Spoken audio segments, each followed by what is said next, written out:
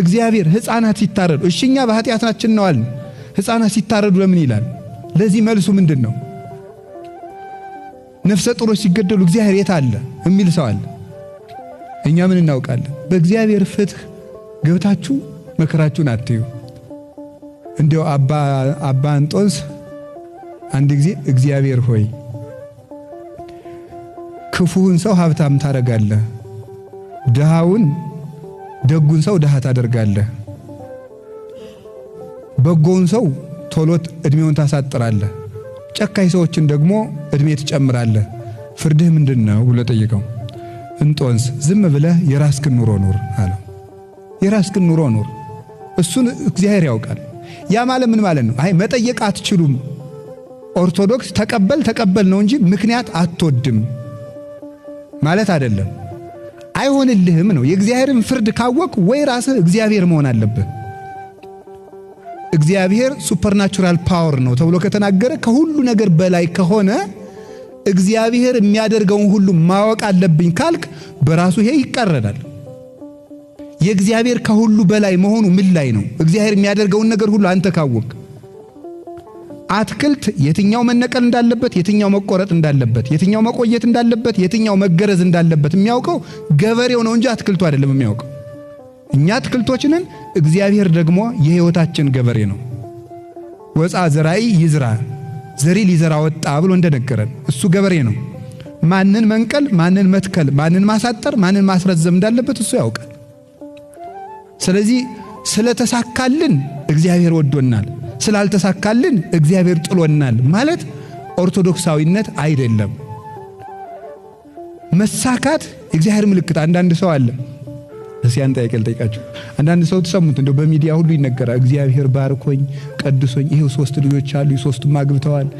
እግዚአብሔር ባርኮኝ ቀድሶኝ ይሄው 3 ቤት አለኝ። እግዚአብሔር ባርኮኝ ቀድሶኝ ይሄው 2 መኪና ገዝቻለሁ። እግዚአብሔር ባርኮኝ ቀድሶኝ አንዷ ልጅ አሜሪካ ሄዳለች። እግዚአብሔር ባርኮኝ ቀድሶኝ፣ እግዚአብሔር ባርኮኝ ቀድሶኝ ይሄው ጨጓራዬን ያመኛል የሚል ሰው ሰምታችሁ ታውቃላችሁ? የለም። ይሄው ምን ነግራችሁ እኮ እሱ ነው።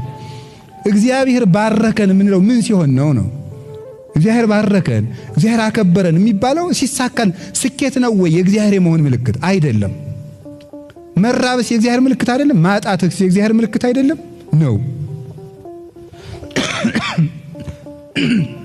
እንዲያውም ልንገራችሁ፣ ልጅ ቁማር እየተጫወተ ሲያስቸግር እናቱ ነግራው አልሰማት ካለ የሚያስፈራራ ልጅ ይላክበታል። የሚያስፈራራ ትልቅ ሰው። እኔም አንድ የሚያስፈራራ ጎረቤት ነበር ሕፃኑኝ ሳስቸግር ዋሳ አስጠርቶ የሚለቀኝ በጣም ትልቅ ሰውዬ ነበር ጎረቤት ማለት። እሱ መጣ ከተባልኩ ጭጭርም ነው እና የሚያስፈራራ ጎረቤት ይላክበታል። እና ለምንድን ነው ሲባል እናቲቱ ተው ከነገሌ ጋር ትጫወት ስትለው ሕፃኑ እምቢ ካለ የሚያስፈራሩ ማስክ ያደረጉ ትልልቅ የሆኑ ሰዎች ሄዱና አስፈራርተው ወደ እናቱ ቤት ያመጡታል።